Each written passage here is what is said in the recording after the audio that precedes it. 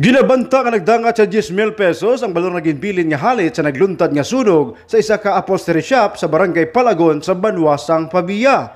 Sa interview sang Radyo Bandera Iloilo kay Senior Fire Officer 2 Edison Himotea sa Pavia Fire Station, natabo ang insidente alas 11:20 kahapon sang aga.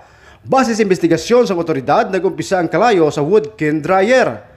Apang bangod wala na hingagaw nga mapalong sa tag-iya ang kalayo, naglapta ini sa iban pang porsyon sang shop. Suno kay Himotea, wala alabutan sa isa ka oras ang ila pakig-away sa kalayo sa diin napalong ini alas 11:50 man sang aga. Maswerte naman nga wala sa may napilasan sa natabo nga sunog, suno sa investigador. Balita gikan sa probinsya sang Iloilo.